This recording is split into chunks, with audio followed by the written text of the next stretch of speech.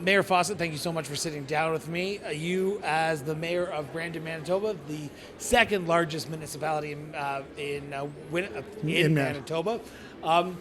Why is it important for Brandon, Manitoba to be here at this convention in Ottawa this week? Well, we do lots of collaborating with different communities all over the place. You know, we're one of those rare ones where we're not just part of AMM. We actually also a non-voting member, but we go in with Saskatchewan as well and SUMA. And part of it is because we share so many things in common. We like knowing how things are working, and Manitoba has that sort of rare, you know, half the population lives in the one city.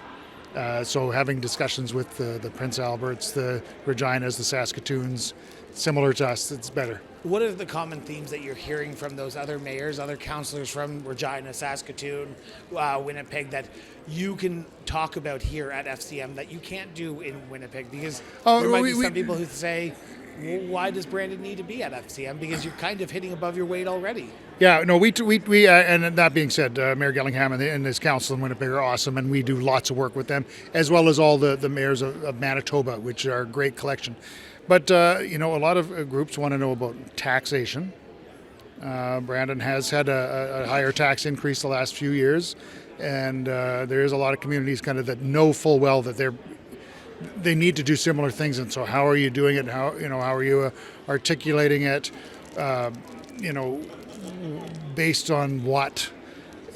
So we have a lot of discussions around that. And then infrastructure, everywhere's infrastructure, like water, wastewater. One of the big discussions that I've had with a lot of groups, and we will have no answer until maybe the fall, but at the throne speech, they did mention the development cost charge, 50%.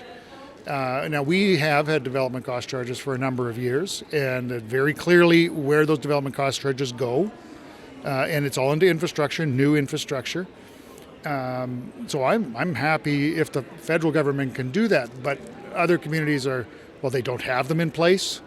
They all vary differently. How's that going to get rolled out? That, in theory, is something the federal government is saying, we're going to help with some infrastructure that obviously you're having to come up with other resources to do. So that's more of a curiosity from everybody, is how are they going to roll that out? I want to talk about something a little bit closer to home for a few seconds before we go back here, because Brandon, Manitoba is a stop along the way for many residents of Flin Flon, of Lynn Lake, who are being evacuated as we're speaking, or have evacuated as we're speaking. Your community has opened their doors, opened their hearts, and helped out as much as they can, where they can. Yeah. What does that say to you as mayor of your community, that your residents are willing to wrap their hands around people who they may not even know from northern Manitoba who are coming to their community? No. Well, we're always proud of our community and the open door, and we know that we're taking people in at a difficult time. It's not, people aren't coming to holiday. Yeah. They're evacuees. They're displaced. I do want to make sure that like Thompson, Winnipeg, and Portage are taking the bulk right now of people. We may be only over just about 600 right now. Like last year, we had over 1,000 people for a long stretch of time. And the community does do its best to adapt. In the case of right now, there's an Emergency Measures Act in place. So if we do end up getting a whole bunch more, we will be putting them into different places, like a Keystone Center, and different arenas and things like that. Last night we had 3 military Herc planes show up sort of unexpectedly, because we're in emergency. And Red Cross was very quick to adapt to that and put them in. But yeah, our own residents, I think they have to just show that empathy for what's going on, try to make people as welcome as possible. And, it's just, we're all Manitobans, and some people are put in a really bad place right now, and they have no timeline on a return. So it's very difficult. Yeah, so I'll look forward to getting back there, and I'll get through the hotels. I was talking with the National Grand Chief Woodhouse, who is a Manitoban, and she was going to be trying to get to some of them this weekend. I want to get back to the Federation of Canadian Municipalities Convention. Prime Minister Carney spoke day one of the convention. I'm assuming you were in that room listening to him, or you've heard his speech since.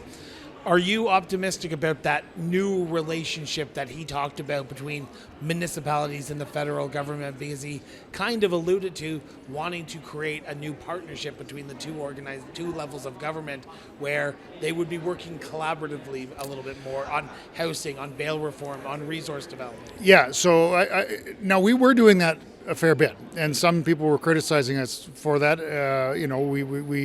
We were one of the groups that did get half funding, which some would argue was too directly tied to municipalities. I think that all of us need to be at the table together, the provinces, the federal government, the municipalities. I do think that there is a real newness to this government. Unfortunately, I wasn't in that session because I was across the river in Gatineau on another local project. So I had an opportunity to speak with the government team there, which does look like it's going to bode well. So it was a worthwhile visit, having to do with homelessness and housing, which is, again, a municipal on the ground issue, but provincial and federal. Can I pick up on that for a second? Because mental health and addiction and homelessness is a key topic on a lot of people's minds in this convention. What do you get from those conversations when you hear from what other municipalities are going through? Is it best practices? Do you take back to Brandon, the city of Waterloo, I'm picking on the city of Waterloo for a second, but they're doing this. Maybe we can implement that in the city of Brandon, because residents of Brandon will go, why did the mayor go off to Ottawa for a convention? What is the benefit? Is it best practices you can bring back? It is. You're always talking about those kind of things. One of the things I come back with often, though, is realizing, wow, we are doing things quite well. Yes. The province, our community groups do work really well together, not in the silos like some others are fighting. But for example, while I was here, Ottawa is an example of a city that has a federal building that they took over, that they actually are using as a navigation type center and that. And my discussions yesterday were with that same group saying, we've got a federal building and we have some emergency level work we need to do. What are our options here? And so, the example was right here in Ottawa on what their municipality did. So my last question for you is, what is the benefit of the city of Brandon being part of the Federation of Canadian Municipalities that you couldn't do on your own? Why would the city of Brandon want to be a part of this organization? It's the collaborative approach with the federal government. And we're very fortunate. Kathy Valentino, she does a great job. Thompson, and the second vice president or vice president right now. Yep. So we do have that strong Manitoba voice there. Mayor Gillingham is the head of the Big Cities Caucus. So we do have a strong voice at the FCM, and they're the strongest lobby group that the municipalities have in Ottawa. And I like, just that complexity. You have the mayor of the largest city, and Kathy Valentino, who is Thompson, Manitoba. So there's voices that cover our province really well in there, and of course they're doing it as well for the rest of the country. But there's a lot of people that we deal with here all the time. There was a mayor from Ontario out here that we touched base on a number of different things. I'll be meeting with the Regina and Saskatoon mayors, who are both new, and I knew the previous mayors quite well. And so this is my opportunity to meet up with the new mayors and sort of exchange notes. But it is positive. It is a positive for us. And it also helps us tell our story and realize some of the things we do well and then the things that we can do better. But no, I think FCM is very valuable. Mayor Fawcett, always a pleasure to sit down and chat with you.